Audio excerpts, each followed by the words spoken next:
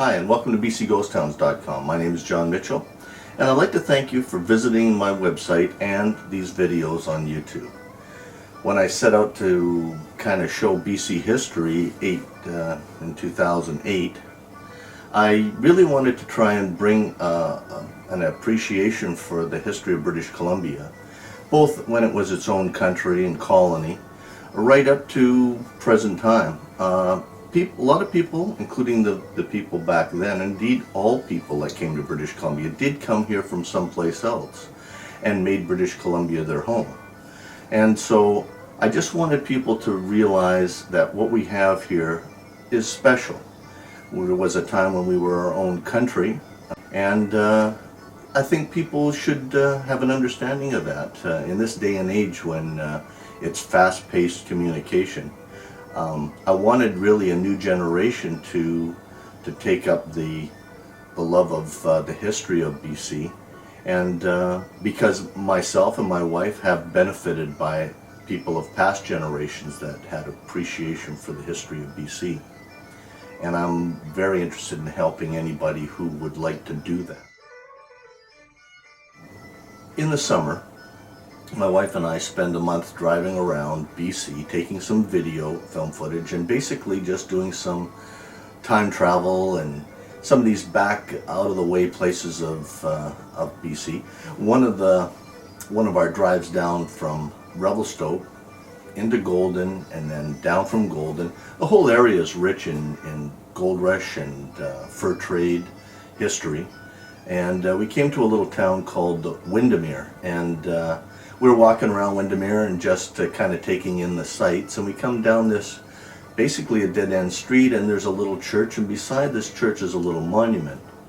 And the monument is to a man named Henry Irwin.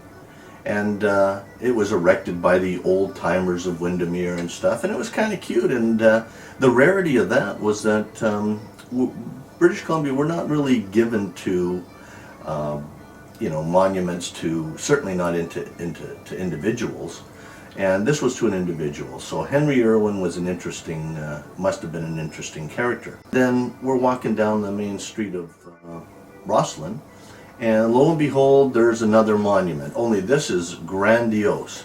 So Henry Irwin must have been a pretty special person. And this is what I found out about a man, Henry Irwin. Burly hard rock miners wept openly and unabashedly when they learned of his death. People of all religions and from all stations of life felt a sense of irreplaceable loss. It was 1902, and Father Pat, at the age of 42, had died. The story of Father Pat, if it was completely documented, would and has filled a book. He was a rarity in some ways, and he was the typical itinerant parson in other ways. He was the most human sort of man. Born in 1859 at Newton, Mount Kennedy, Ireland, his real name was Henry Irwin. The son of an Anglican minister, he early decided to dedicate his life to the church. Educated in Kimball College, Oxford, he proved to be only an adequate student, but active in rowing, cricket, football, and boxing. He attained an enviable reputation as an all-round athlete. It was during his student days at college given the nickname Pat, obviously because of his reddish-tinged hair, Irish appearance. He became Father Pat in 1884, soon after he was ordained as priest. At last, in 1885, he realized a lifelong ambition. He was appointed missionary in the province of British Columbia in the far-flung diocese of New Westminster. Later in that year, he proceeded to Kamloops in the interior, where he was assistant to the vicar. At that time, Kamloops was in the throes of a building boom, and the CPR had made it a divisional point.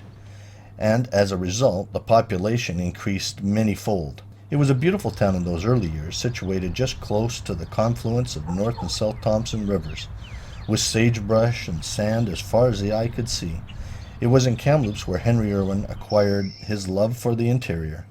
It was soon apparent that he was a rare type of clergyman, one who lived to be in the outdoors and was congenial and relaxed in the company of men who were considered by some to be hard cases. Strangely, though, this rough class reciprocated Father Pat's feelings towards them. He was always welcome around a campfire or to toss his blanket rolled down, much more comfortable in the company of frontiersmen than in the drawing rooms of his more well-to-do parishioners. It was during this Kamloops sojourn that Father Pat met Frances Stewart Innes, the girl who was eventually to become his wife. Miss Innes was a frail, delicate, and not unattractive woman. Despite his early inclinations toward celibacy, he found Miss Innes exceptionally appealing. It was a fateful meeting, for their futures were star-crossed. While in Kamloops, his duties carried him all through the dry plateau country. Up the North Thompson, east and south Thompson, south into Granite Creek.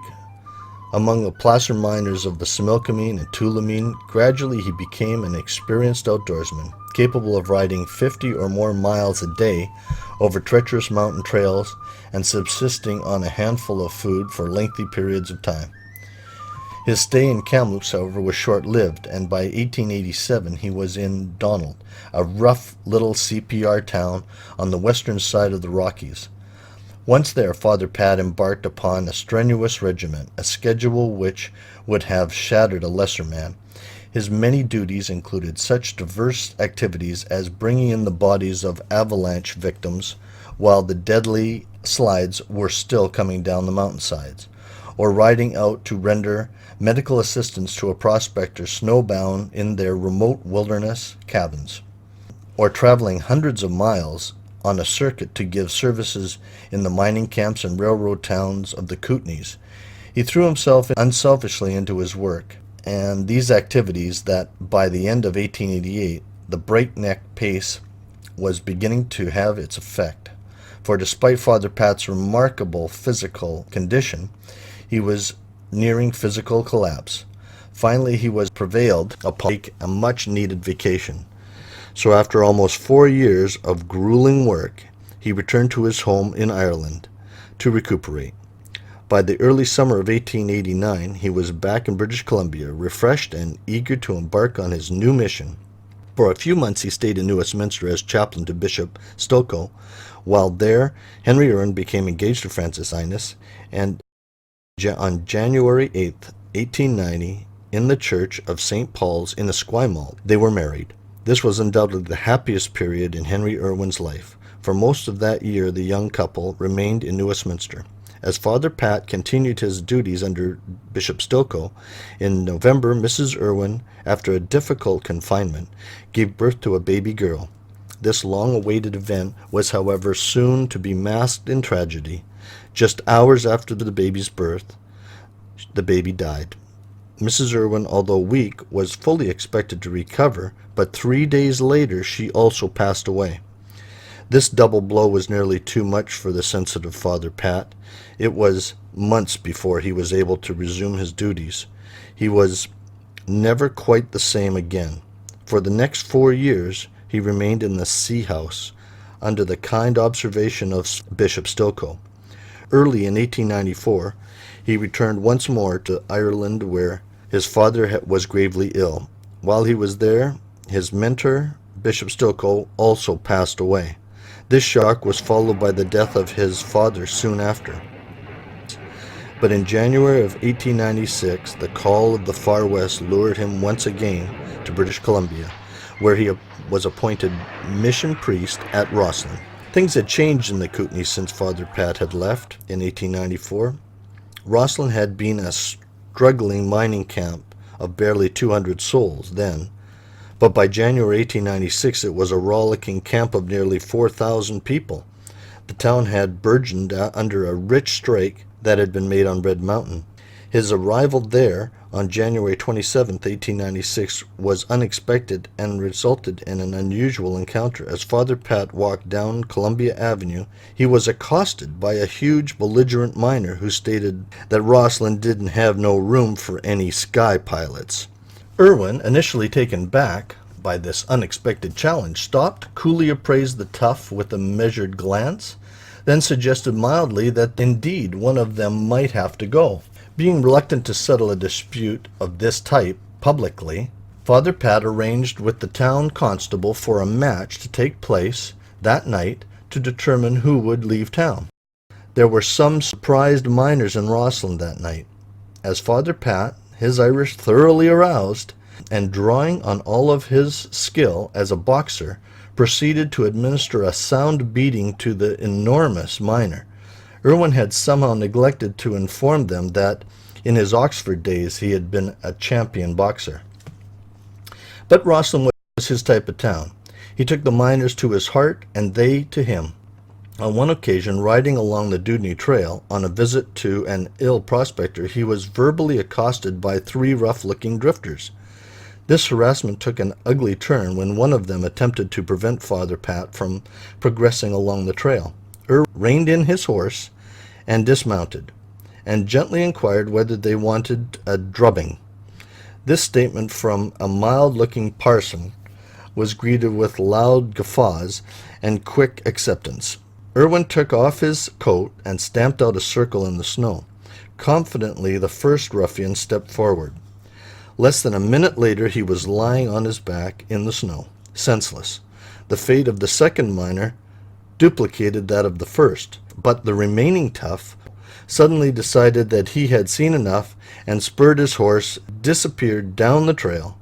Not surprisingly, Father Pat became a legend in his own time, to return from a football match somewhat the worse for wear. After one particular rough match at Nelson, Father Pat returned sporting 2 obvious shiners. By 1899, he completed his work in Rossland. A new Anglican church had been constructed. The parish was in excellent shape, both spiritually and financially. It was time to move on. In 1900, a worn and poorly dressed Father Pat, he had given his good clothes away, appeared in Fairview Camp in the South Okanagan country. It, too, was a mining camp, but much smaller than Rossland, with only about 400 inhabitants. It was his last parish, but Fairview was a dying camp, and this added to his already heavy responsibilities. This was Fairview Camp. It was the last post for Father Pat. Some concerned parishioners had told the diocese in New Westminster that Father Pat was not doing well. When they finally saw him, they realized Father Pat needed to go back to England and had to work very hard to convince him that that's what he needed. And he left on the train out of New Westminster heading for the East Coast to catch a ship to England. He never got there.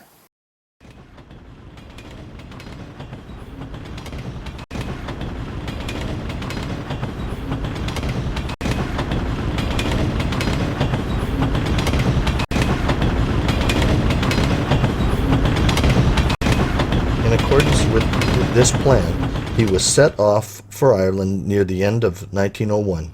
But on the way to Montreal, for some unknown reason, he disembarked from the train and continued eastward on foot. In extremely cold weather, he was found several days later on the outskirts of Montreal, wandering about in a daze with badly frozen feet. Taken to the hospital, he came down with an infection undoubtedly brought about by his condition, and on the 13th of January 1902 he was dead. The news of his death was received in all parts of the interior. With undisguised grief, the good parson had died. Almost immediately, tributes poured in, and in nearly every town that he had been in, memorials were erected in his memory.